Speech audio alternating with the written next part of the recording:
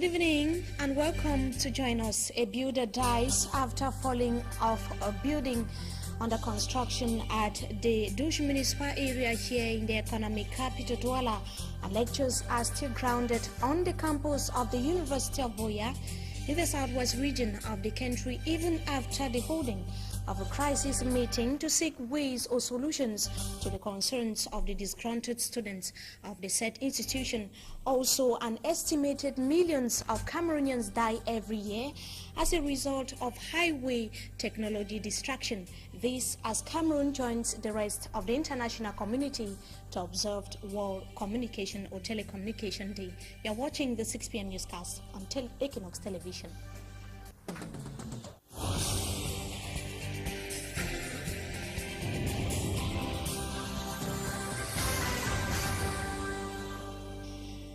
We begin right away with some human interest stories after a man died in his 30s as he fell off a story building which is under construction at the Dush municipal area here in the economic capital Douala, like we announced in the headlines.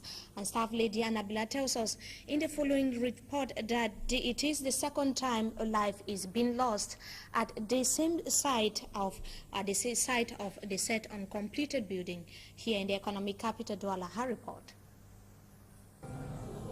This incident brings a number to 2 men who have lost their lives in the course of constructing this story building here at Dush Municipal. This second victim, just like the first, fell off from the 3rd floor after the rope he used to climb gave way. This eyewitness explains further.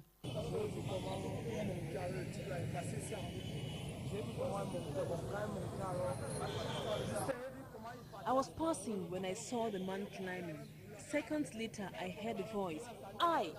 Then I saw him dropping. I rushed to the scene. It was awful. All his bones were out, and he was bleeding.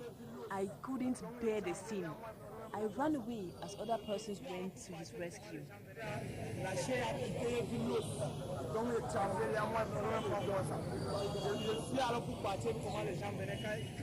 The man in his 30s had his bones scattered and he was bleeding profusely even through the mouth.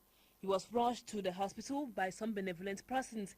We got information on the field that he died while in the taxi. This other young guy says he had earlier worked as a laborer here for just 30,000 francs a month for work which he says should be done for about 200,000 francs at least. Le travail qu'on avait vu ça là-bas, c'est beaucoup. C'était même travail de même 200, 300 000. Yet, they worked with very little or no safety gadgets and they were not insured. Security forces were at the scene to open investigations.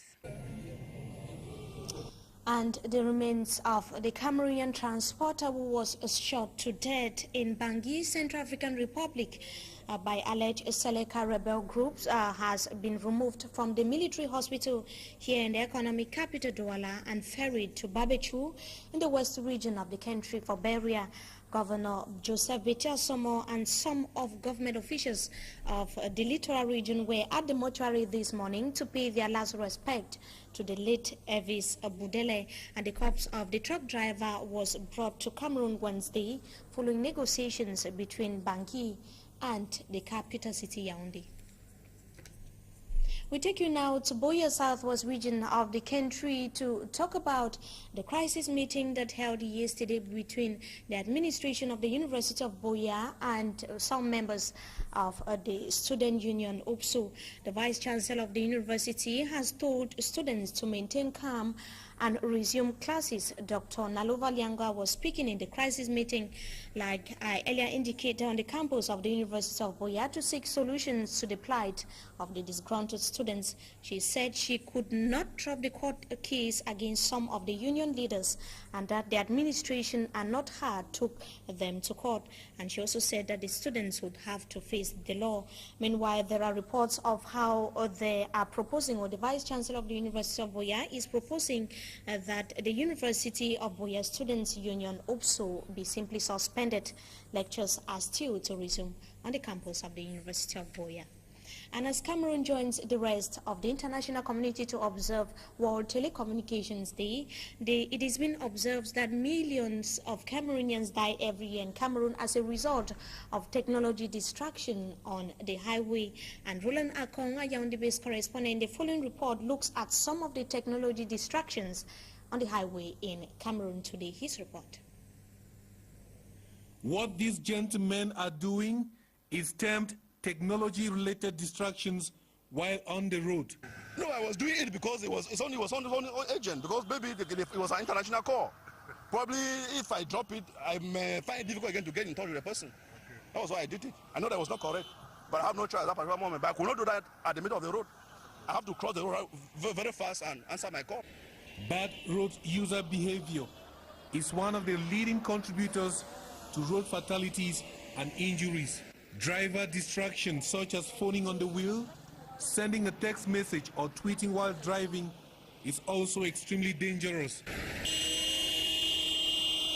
Over 1 million people die and others injured because drivers are manipulating communication systems and entertainment options like music, radio, TV or social media in their vehicles while driving. ICTs and improving road safety is the theme of this year's World Telecommunication and Information Society Day. And officials of a Douala-based non-governmental organization have underscored the need for all actors of the political scene to acquaint themselves with the country's electoral processes. A training workshop has been organized to that effect in view of upcoming legislative and municipal elections in the country. And it held here in the economic capital Douala today, and Babla Jonathan was part of that training workshop. According to experts in political issues, the education of militants of political parties is an essential aspect in the struggle to consolidate democracy in a country. It is within this context that a non-governmental organization, Among the Avenue, organized a training workshop in Douala Friday for militants of all political parties in Cameroon. Participants were schooled on some key issues, including the functioning of political parties and democratic principles by a political scientist, Professor Matthias Owanangini. The importance in the training of political militants is that we need a strong political education. We need a strong political education in order to consolidate our democracy, to consolidate the republic. To some of the participants, it was a very enriching exercise. With this seminar, I've got so many things that if tomorrow I go in for election, I will know what to do. For example, how to follow up a file when after election and before election. Among the over 200 political parties in the country, only 6 took part in the training workshop, including the Social Democratic Front, SDF. The Cameroon People's Democratic Movement, CPDM, was absent. And voters' cards are expected to be made available from May 22nd, 2013. And it has also been announced that the biometric registration of voters would equally resume on the same date, that is May 22nd, 2013. The information is contained in a release signed yesterday by the Director General of Elections Cameroon, Mohamed Sani Tanimo. The release also said the registration would go on until the electorate is being convened for the holding of the municipal as well as legislative elections in the country. Now we take you to the center region of the country to talk about the first ordinary session of senators, which is 3 days old today, with members constituting a special commission to begin work tomorrow, Saturday. The group of about 26 are charged with the study of the legal institution of the Senate. So far, 18 of the special committee members are from the ruling CPDM political party, 4 from the Social Democratic Front, and 1 from each of the opposition political parties represented in the upper house of the parliament. And the plenary sitting was chaired by the head of the Provisionary Bureau, that is from V.E. Mukete, flanked by two youngest senators of the upper house of the parliament. Now we talk sports football. Day League 1 and 2 games resumes all over the national territory. That is as from tomorrow, and the competition had been suspended. That is following the order from the president of the Professional Football League in Cameroon, General Pierre Semenge, who argued that the teams would only resume their activities after they must have transformed into limited liability companies, and the competition resumes without any condition. And also the Cameroon government and stakeholders of the football the football sector in Cameroon are considering bidding host to the 2017 and also 2019 African Cup of Nations.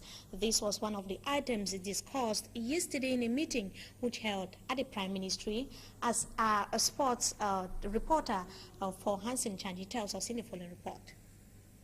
It has been the wish of football lovers in Cameroon to see the country host an Africa Cup of Nations since 1972, when they lastly hosted Africa's most animated competition, where only a few countries were involved. When Cameroon reached the quarterfinals of the World Cup in 1990, many a football pundit had already been dreaming of a day where the country will host a major competition in football.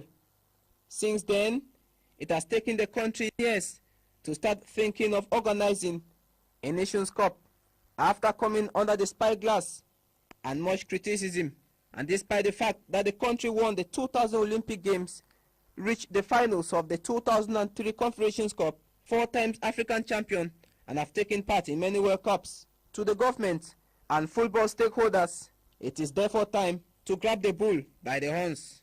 Reasons why in a recent meeting at the Prime Ministry, officials reflected on Cameroon's bidding to host an Africa Cup of Nations by 2017 or 2019.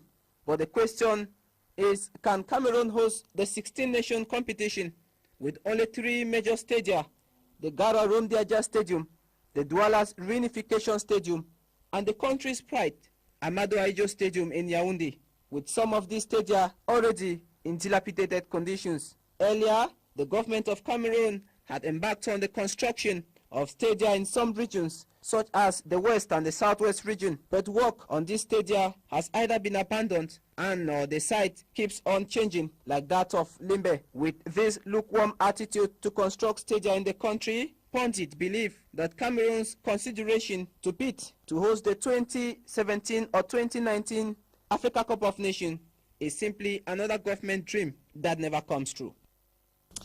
And that does it for this edition of the news on Equinox Television. We thank you so much for your keen attention. We wish you a blessed weekend in the company of our programs. Good evening to you all once again.